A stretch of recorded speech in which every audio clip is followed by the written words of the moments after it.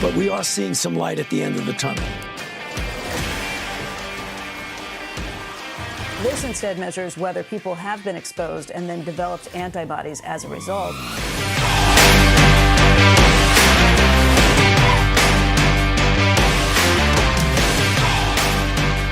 I think this is a great move for the MLB. Maybe the single worst television event ever.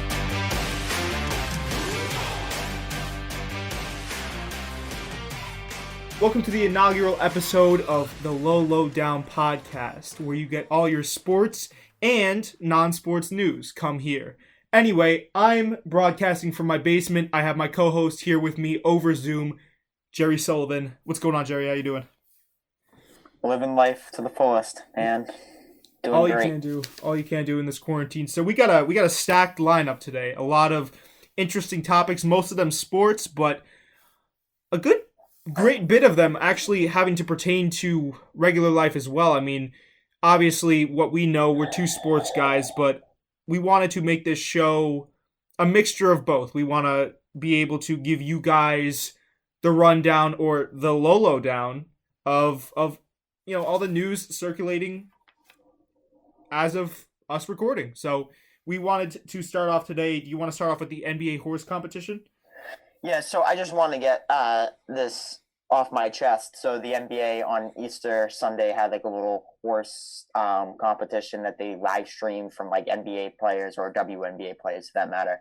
It had like NBA legends, NBA players, WNBA people, stuff like that. Right. It was maybe the single worst television event ever, like of all time. You couldn't even see it. Forget the fact that it was like wildly boring. You couldn't even see it. Like, even if you were interested in watching people just shoot, you couldn't even see. I was interested to see horse shots like we see in the NBA from time to time.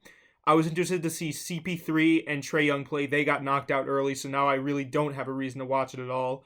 I thought the commentary was awkward at best.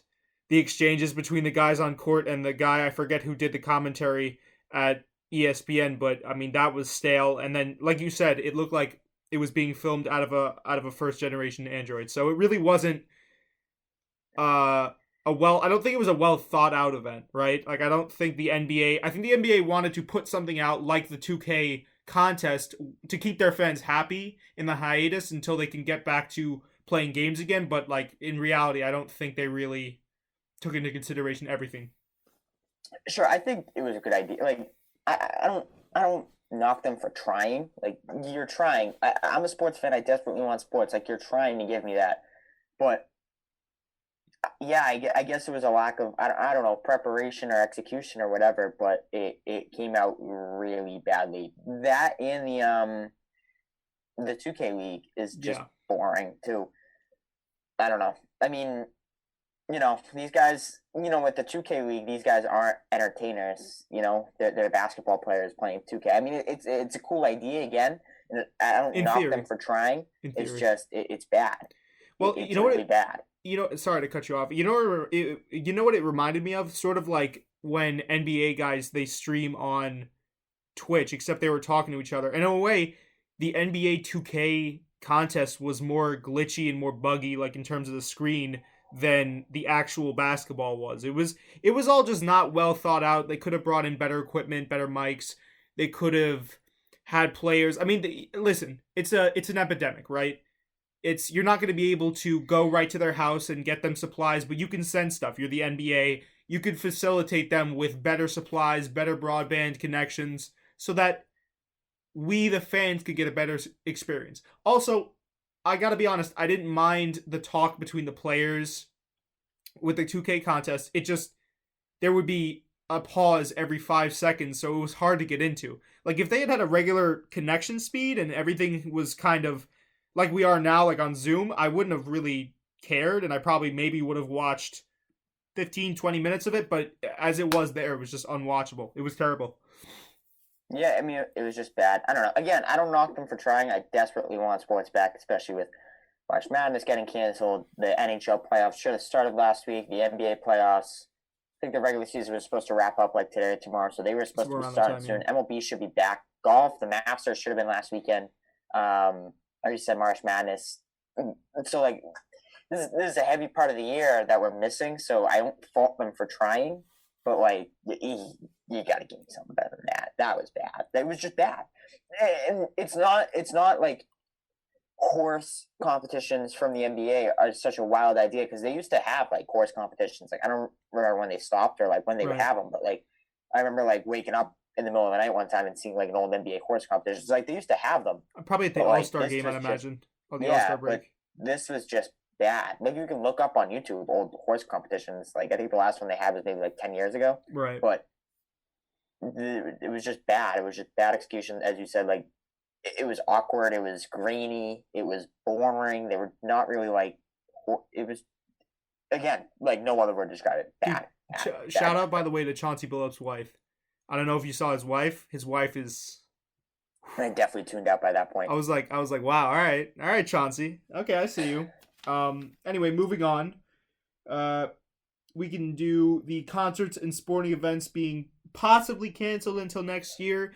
The bill's kind of out on that. I know they're leaning towards stuff being canceled, large gatherings in arenas and forums and all that, which obviously makes sense. You know, Fauci and the administration right now want to be as careful as possible. They're optimistic, but I just wanted to get your thoughts real quick because it seems like this might become a norm.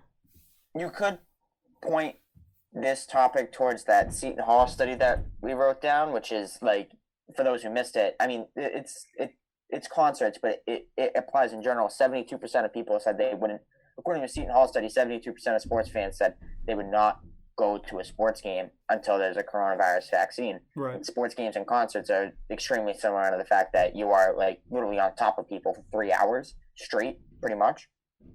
So if 72% of sports fans are going, you can imagine that the percentage would be similar, if not higher, for concert goers. Right.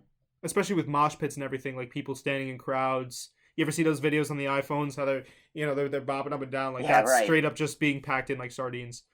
Yeah. So like the fact that they won't go until there's a vaccine, which we're probably maybe a year out from, is definitely going to throw a wrench into that. I don't know. I honestly don't know when we're going to see the end of this. I mean, they're talking about, I think Fauci or somebody said that there could be sports this summer. They're optimistic, yeah. There could be NBA, MLB this summer as long as you have no fans and players are like kept in hotels. I'm okay with that.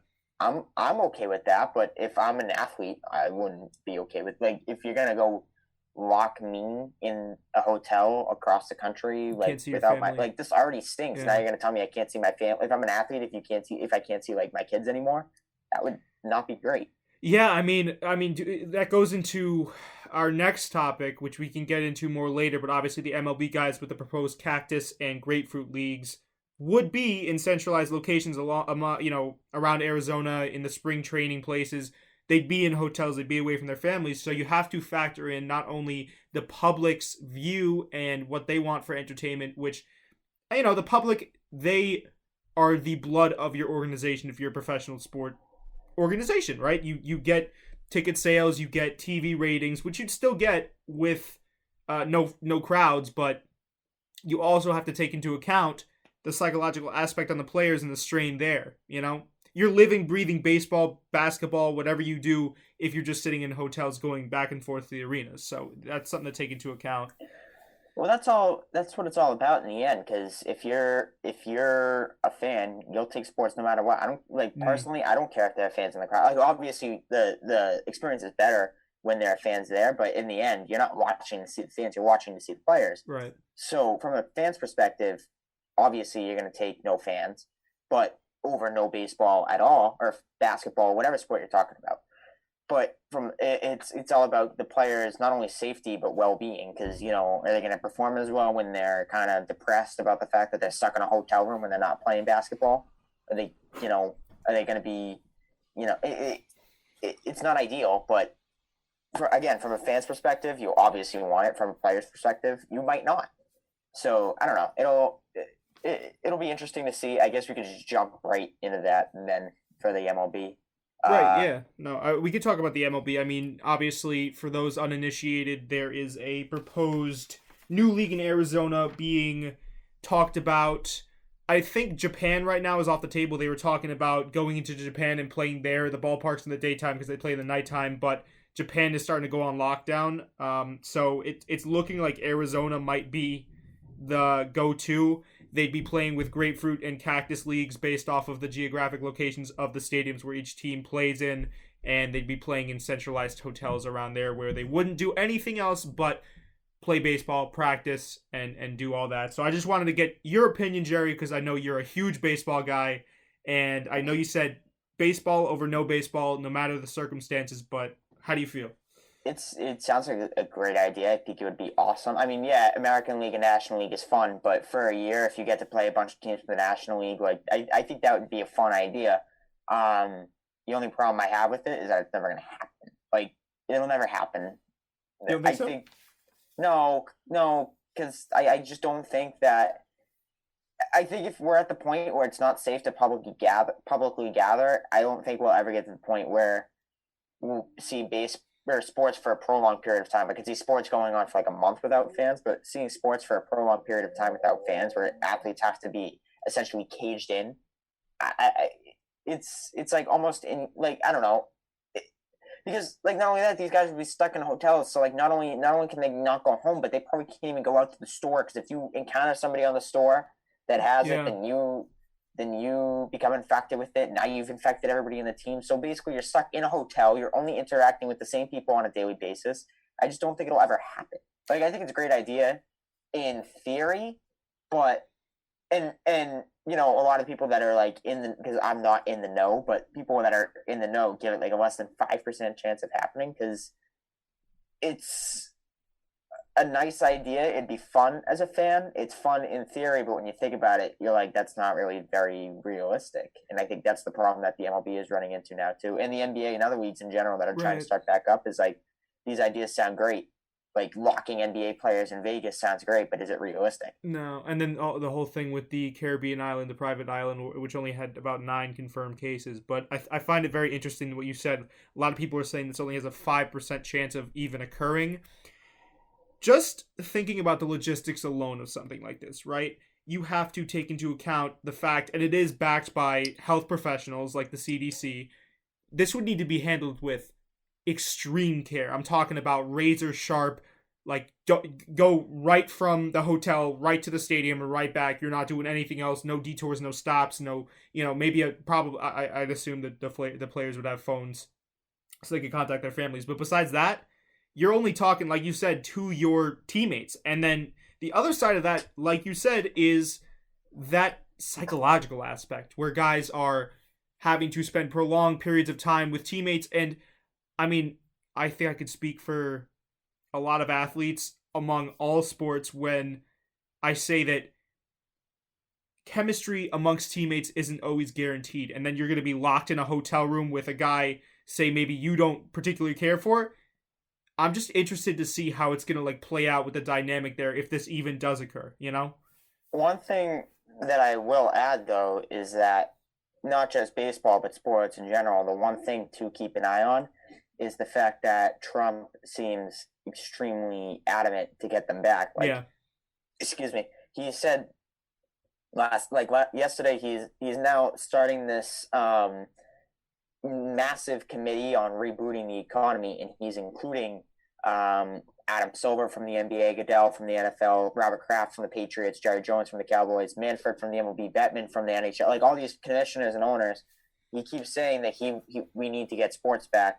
He even said last night that he's tired of watching 14-year-old baseball games. We need sports back. I don't know why he's watching baseball in a time like this, but that's besides the point.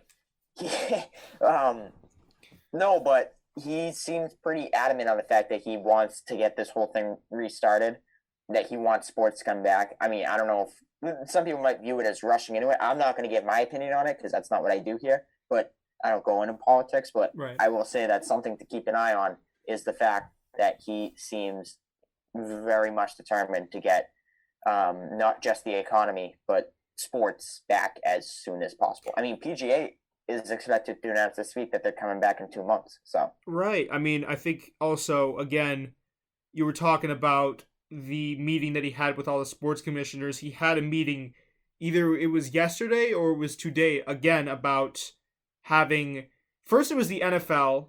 He really was adamant about having the NFL come back on schedule, which, I mean, I think I can say it without getting political. That's rushing into things.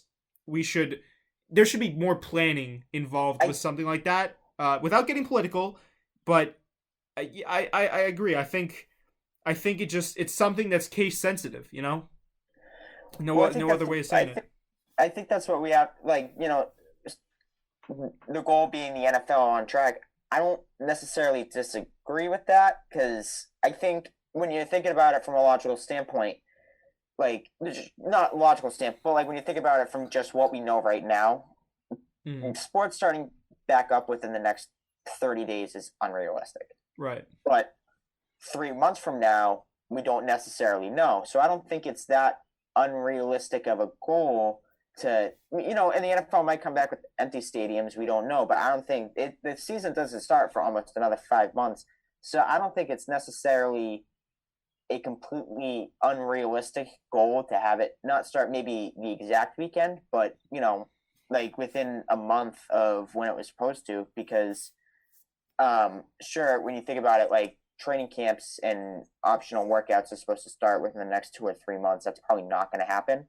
But, we're still 5 months away from the start of football season. I don't know how unrealistic, because I think it's irresponsible right now to claim that we're going to be quarantined in our houses for another 6 months. So I don't think for him it's that unrealistic of a goal, but I also don't think that he should be going into the mindset that we're 100% having football in the fall. Well, I mean, I think that sentiment also is extended to everything, and that is, I guess, one sentiment from our president, and again, we're not going to get political here, that I can kind of agree with. With time, you should slowly push, because the economy doesn't really have brakes, right? You gotta slowly start to rubber band and get back up. So, without getting all political, I just hope that our country can at some point bounce back, even though it's slowly. Like, I talked to the recent local guy from my diner, the manager, Vasilio Geros. He said that, a lot of people aren't going to be in a position to recover from this. So, without getting, again, too political, I said that 3 times now, but we gotta start getting back into the swing of things, because this all is on the downswing. There's less reported cases now in New York State, which we'll get to later. There's less hospitalizations, excuse me, in New York State, but we'll get to that later. So I think it's really just a question of now strapping in and getting this economy back on the up and up. I want to speak directly into the camera right now. Coronavirus, I doubted you in the past. I almost laughed in your face a little over a month ago. You've taken lives and you've taken sports very second to lives, because obviously lives is more important. If you take football, the American public will not be happy. That's all I'm going to say. Dude, not me. If you take football, the American public will not be happy. Coronavirus is going to take football. Everyone's going to be like, dude. The people in Tampa Bay are going to riot. They're all 85 years old because they're all retired down there. They finally have a good football team down there with Brady. If they take one of the 2 seasons they're going to have with Brady down there, the old people are going to riot. They're going to throw their walkers in the ocean. It's going to be bad. Well, actually, Jerry, it's funny that you said that, because they might have another form of entertainment down there. That's a beautiful segue into our unintentional another topic here. The WWE is being deemed an essential business in the state of Florida.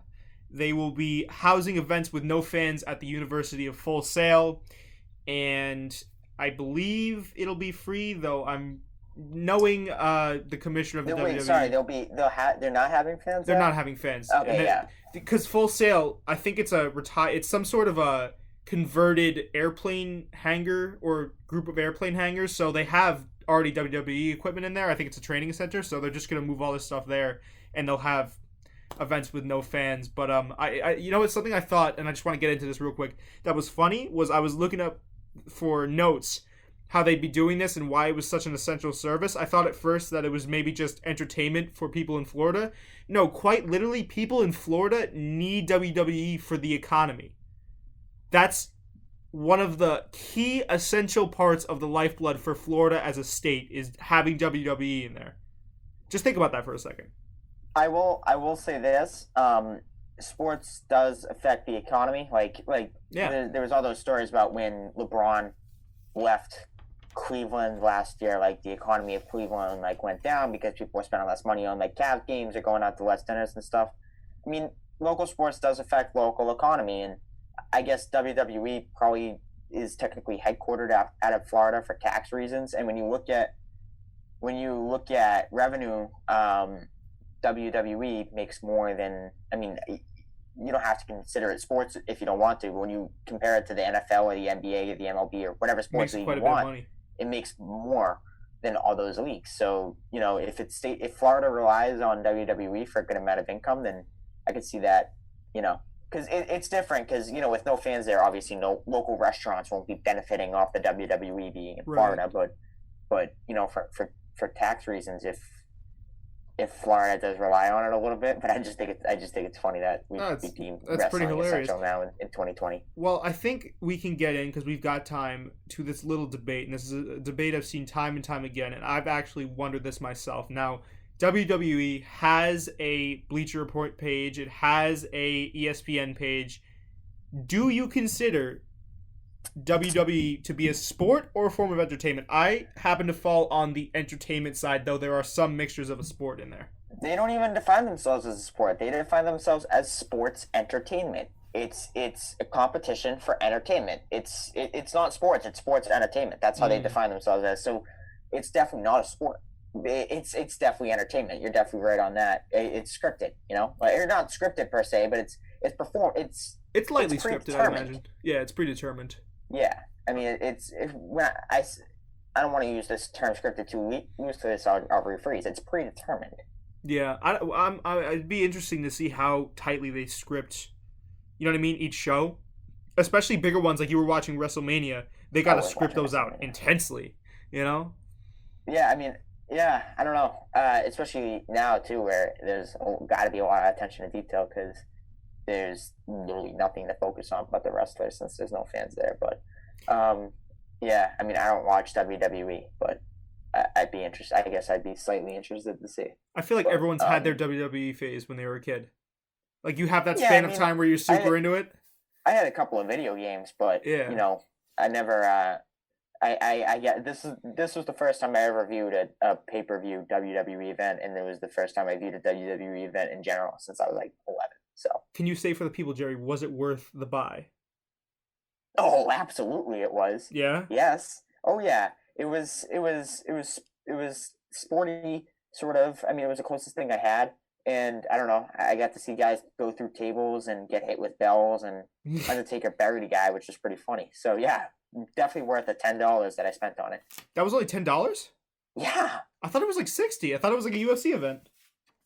Actually, it might not even been $10. I think it's $10 if I don't cancel my 1 month trial. Oh wow! But I have to cancel that. But I think you can watch it for free if you just do the trial.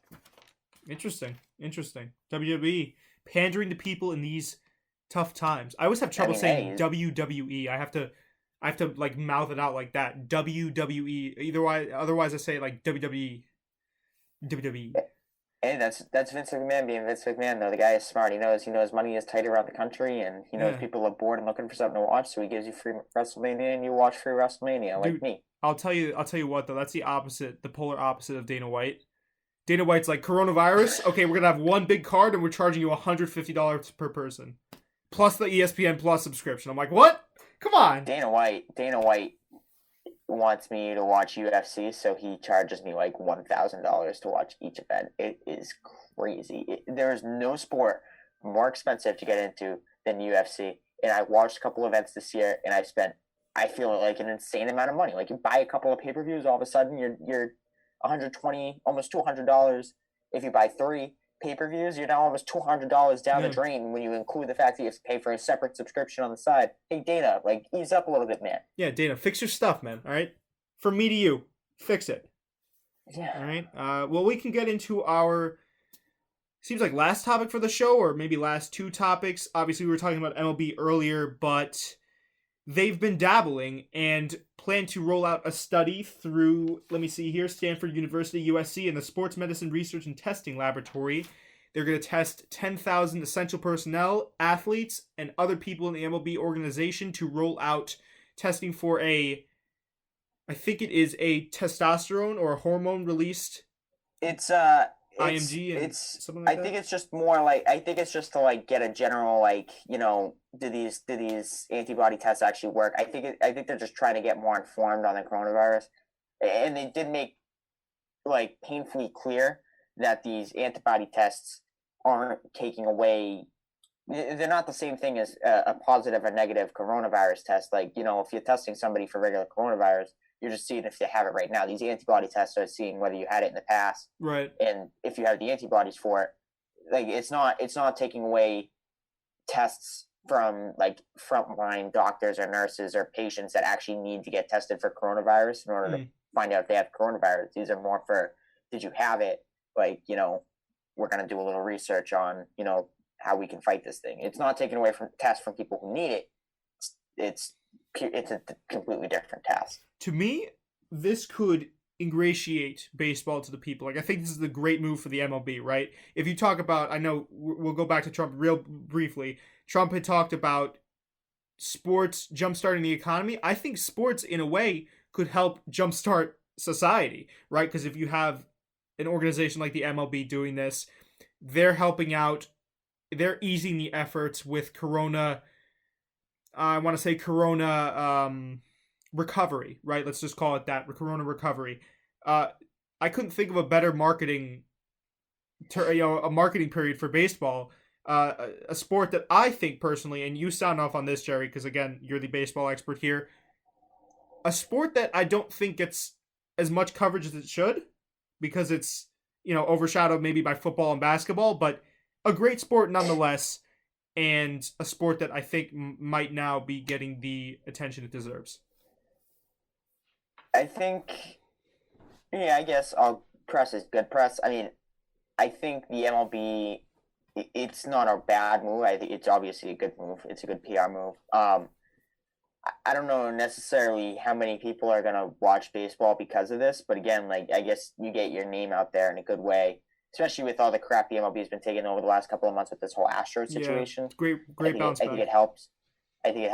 I mean, again, I don't know how many, how much it'll change viewership wise, but improving your image is always good, and getting in the news is always good. And also, if you think about, sorry to cut you off, think about if this proposed cactus and grapefruit league comes back, then you're going to see baseball being essentially only one of the only sports going on for a while too. So that might help boost ratings in a way. Yes and no. I mean, baseball is, the new format is fun, but I don't know. Number one, I don't think it'll ever happen. Number two, I don't know how many people tune in because of it. And baseball is usually the only sport going on too. So I don't know. And actually, it might hurt if they come back now, because if the MLB and NHL, if the NBA and NHL follow it, people are going to watch that instead, because that's playoffs. Number one, those are not the NHL per se, but the NBA is a sport that people choose over baseball anyways. Right. And now that the NBA is in a midsummer like playoffs, you're going to watch like some meaningless August baseball game. You're going to watch the NBA finals. Like, I don't know. That's true. Or the Stanley Cup too. Well, one thing's for sure, man, this entire coronavirus outbreak has changed the landscape of not only sports, but of life in general. We're sitting here where we probably would have at this time been doing a regular podcast, sitting in our room. We are doing a podcast over Zoom. Not saying it's not fun, not saying it's not a good episode, but it's definitely challenging, right, for everyone and a lot of the facets of life. So, all you can do is wait it out and hope that this storm passes soon and we get baseball back, basketball, we can have the summer to roam free. We can get out of our houses, Yeah, me too. But I guess with that, you want to talk about the research study done by Seton Hall, or... I mean, we kind of covered it. Yeah, we kind of touched on that a little bit already. I guess we've gone for a while now. We could end it off here and then have this be a weekly occurrence in itself. So I've been your host, Jacob Cooperman. This is the inaugural episode of the Low Down podcast. Come here for all of your news. I, of course, am in my basement. I just realized that there's a camera over there. Wait, really? Yeah, that's what I've been pointing to. I didn't know why you were looking at that. I was like, what? Like the beginning too. I was like, why is it? What is he looking at? But this is actually a converted casting couch studio. So, anyways. Sorry to cut you off. No, wrap it up. It's okay. So we're gonna wrap it up now. Obviously, I'll do that again. Come here for all your news. Low Down, episode 1, the inaugural episode. I'm here with my terrific host, Jerry Sullivan. We'll be giving you guys more content, and the production value will always be high, always for you guys. Stay healthy, stay sane, and we'll see you guys in the next one. Take it easy, guys. Thanks for tuning in. All right. Bye.